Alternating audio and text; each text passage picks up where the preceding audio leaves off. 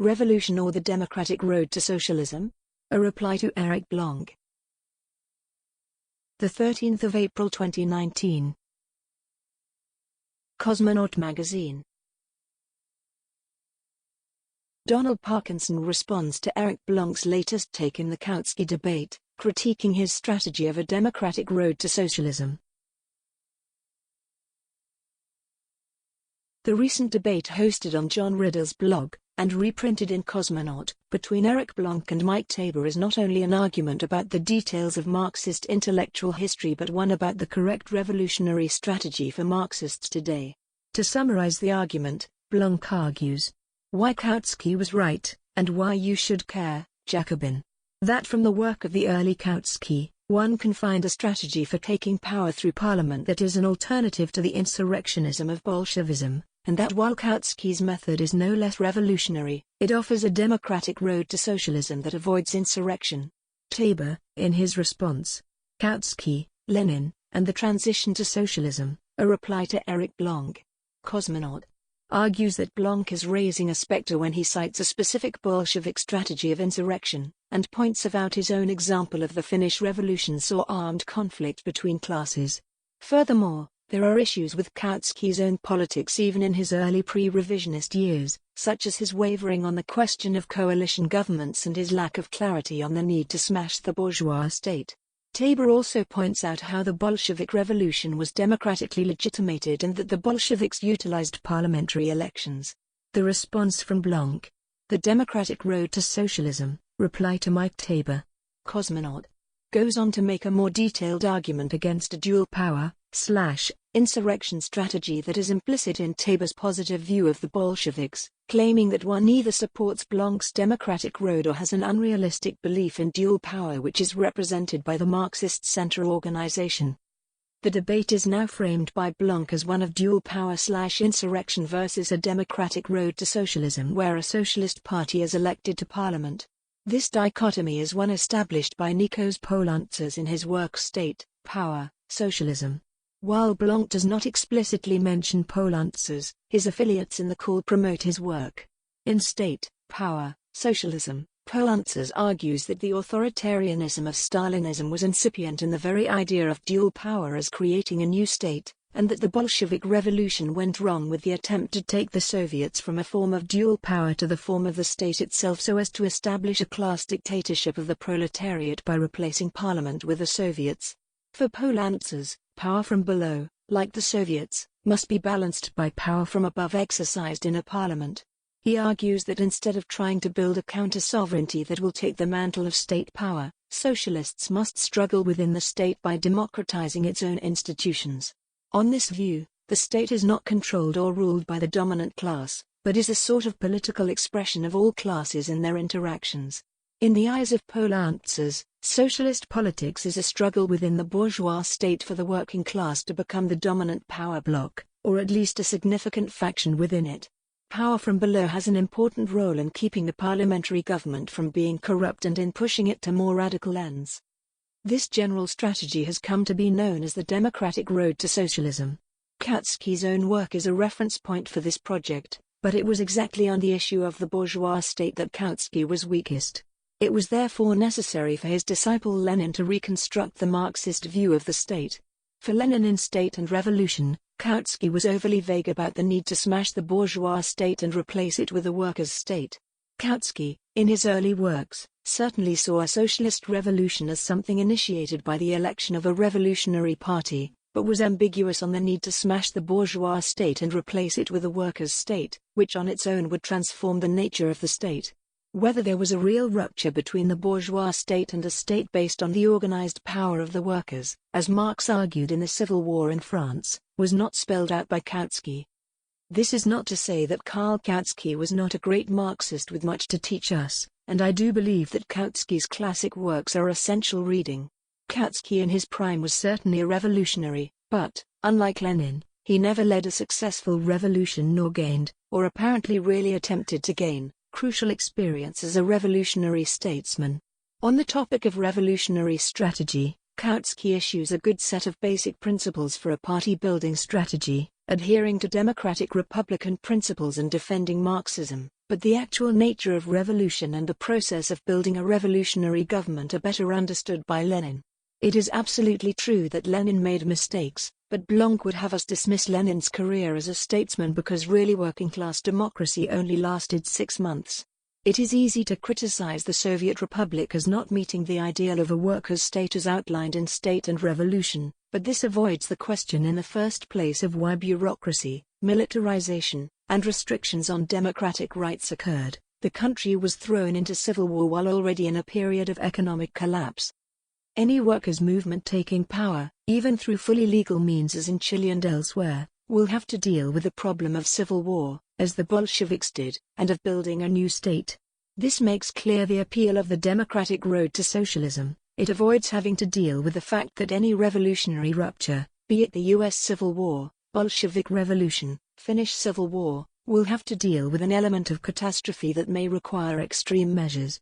This is perhaps not a great selling point if we want the undecided masses on board, but it would be cripplingly dishonest to conceal this reality. The history of the 20th century has shown to what barbaric depths the ruling class's fear of socialism will throw society if needed. The strength of reaction, the widespread irrational propaganda of conservatism, and a nascent number of active right-wing paramilitaries in the United States are among many indicators of this historical continuity. Kautsky, although terribly timid in his predictions about the nature of any future revolutionary civil war, recognized in his 1902 book Social Revolution that quotation by Kautsky. We have also, as we have already said, no right to apply conclusions drawn from nature directly to social processes. We can go no further upon the ground of such analogies than to conclude that as each animal creature must at one time go through a catastrophe in order to reach a higher stage of development, the act of birth or of the breaking of a shell, so society can only be raised to a higher stage of development through a catastrophe. End of quotation by Kautsky.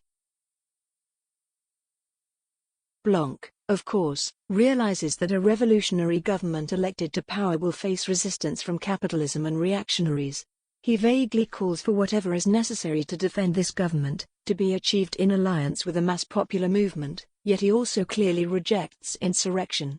This indecisive vagueness is what is so disturbing.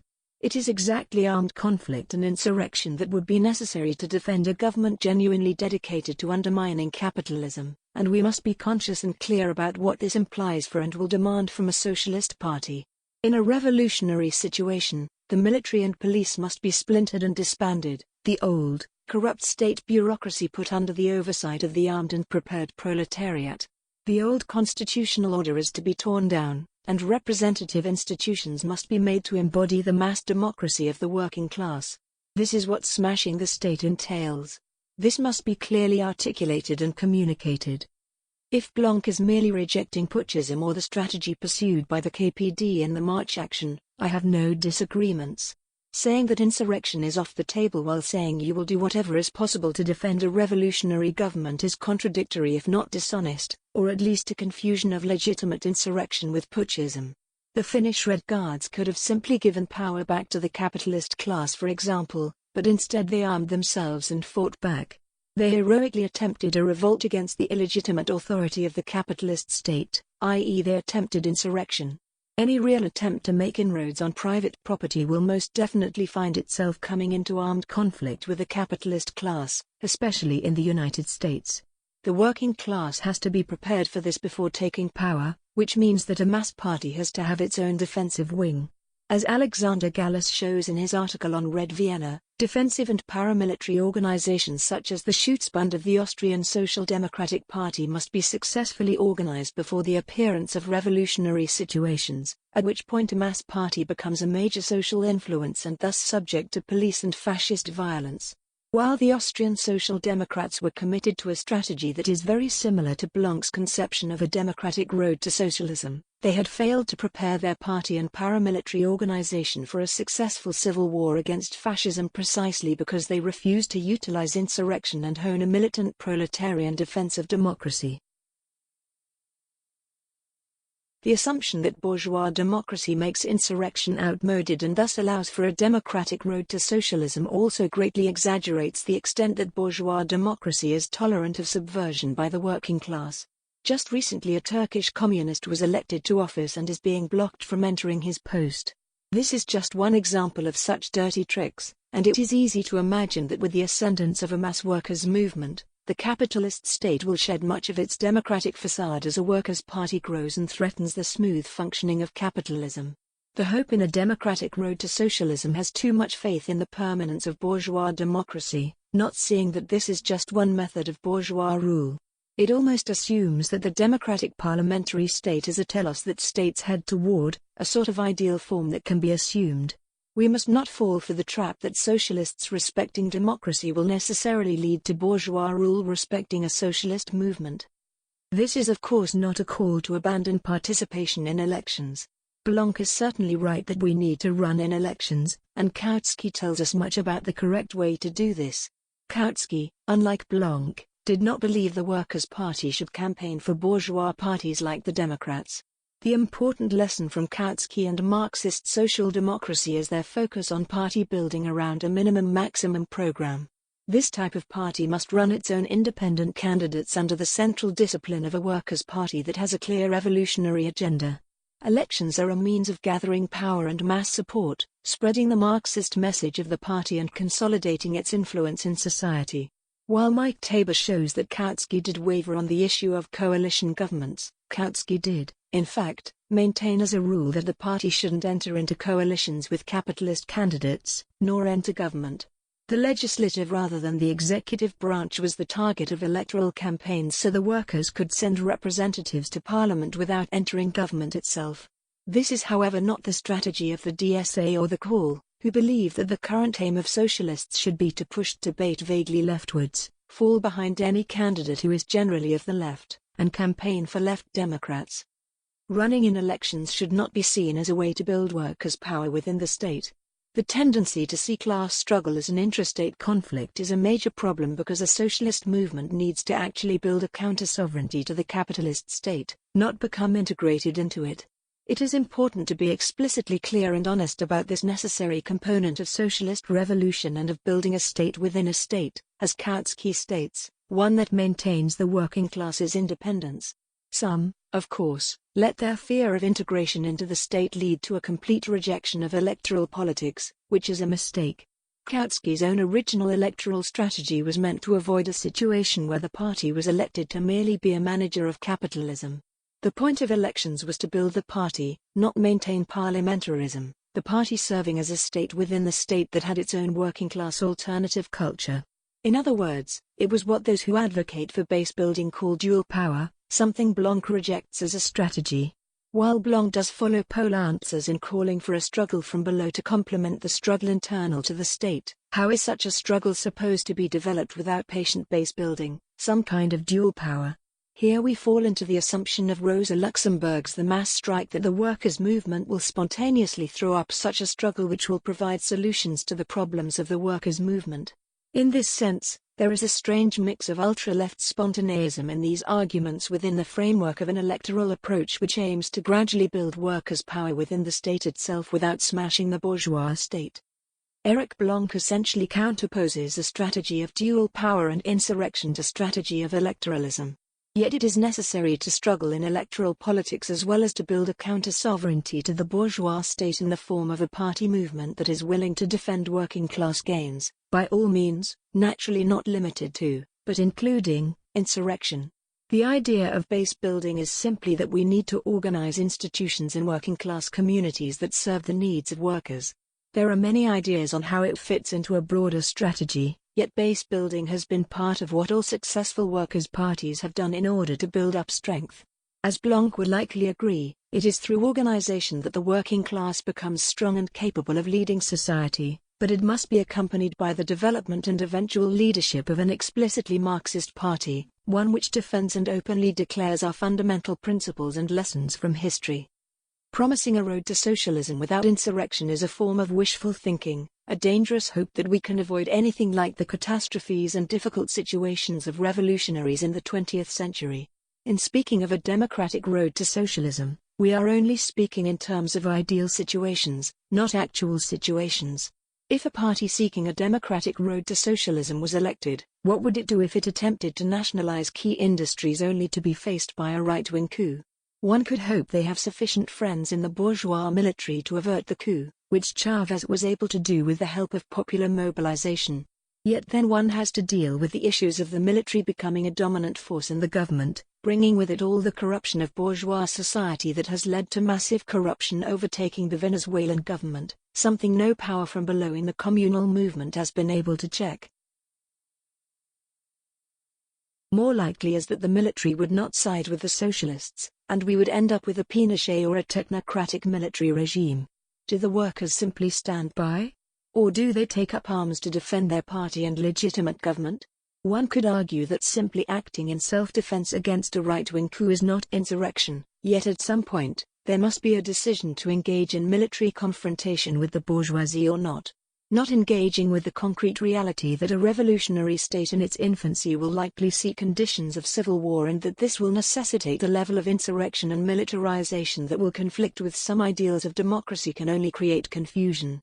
The flawed democratic road to socialism endorsed by Blanc also expresses a certain kind of faith in the institutions which make up modern democracy, that violent revolutions can be avoided and are simply a product of revolutions against absolutist states. It is an assumption that politics has been civilized, but the rise of right populism and violence shows this is anything but the case. In fact, the extent to which we actually have functioning democratic processes to work within is severely questionable. As the Harvard Electoral Integrity Project states, the United States has the most corrupt elections in the entire industrialized world, with the majority of primary and general elections being completely rigged. On the question of workers' government and this slogan, taken up at the Fourth Congress of the Comintern, Blanc sees a move towards a proper recognition of the need for a democratic road to socialism. Yet the workers' government slogan that was taken up was a confusing addition to the strategy of the United Front that generally discredited a legitimate strategic turn. The workers' government called for more than joining the SPD in joint struggle, it also called for the KPD to form an electoral alliance with the SPD and even enter government with them. This was to be a sort of halfway house toward the dictatorship of the proletariat, but in fact only served to create confusion. The KPD and SPD did not have programmatic unity. Their politics were inherently at odds at this point, and even if the SPD was part of the labor movement, their politics were the politics of managing capitalism. To enter government, a workers' party can only go into coalition with those it shares programmatic unity with to enough of a degree that they can stand in unity to fight for the dismantling of the capitalist state and the formation of an actual workers' republic. This basic level of unity was not shared with the SPD. So a workers' government between the KPD and the SPD could only be a confused coalition paralyzingly standing in contradiction with itself, with this contradiction either resulting in a breakdown of the coalition or the KPD making shifts to the right in order to accommodate their coalition partners. When the KPD attempted this strategy with the SPD in Saxony in 1923, forming a municipal government in partnership with them, the result was the discrediting of the KPD as they attempted to use the situation as a launching point for taking power. Blanc's attempt to use the makeshift workers' government slogan as an example of something good in the Comintern doesn't match up with history, and rather than a return to form towards orthodox Marxism, the workers' government was a predecessor to future failures like the Popular Front. Using elections to advance socialism requires that such efforts are led by a party with an intransigent adherence to the principles of class independence. It also means being aware of the limitation of elections. The party winning an election to the point of being able to take government doesn't in itself transfer power to the working class, it is merely means of provoking a crisis of the bourgeois state and its legitimacy. Transferring power to the working class requires the successful application of a minimum program that actually leads to a rupture with the existing state institutions.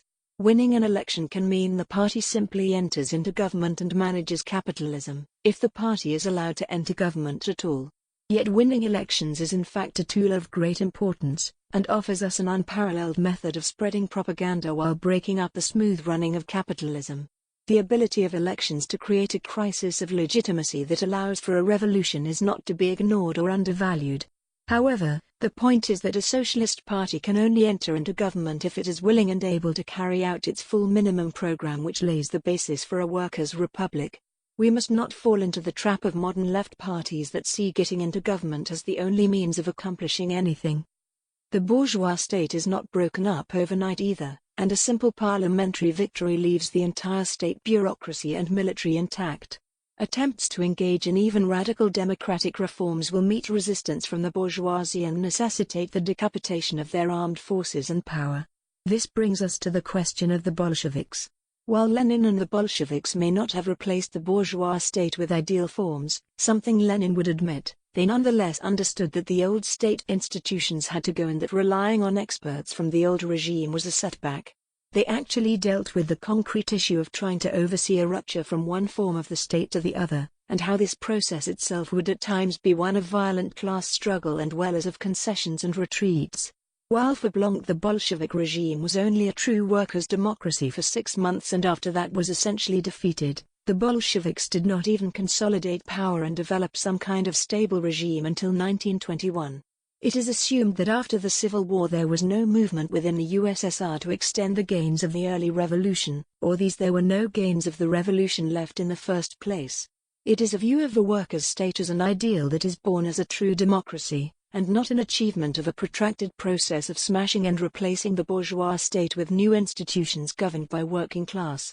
In the USSR, this process indeed saw a bureaucracy that would drive the system into capitalism developing and taking hold, but this process was not one that simply began and ended after the Bolsheviks made one certain mistake. The best of Karl Kautsky is his general strategy of patiently building a revolutionary oppositional counter-sovereignty in the form of a mass party. It is not in his ambiguity on the transition to socialism or his faith in capitalist democratic institutions. On these questions, Lenin was far more clear than Kautsky. Lenin does not theorize a strategy of insurrection but revolution in general, where insurrection is simply a means to an end.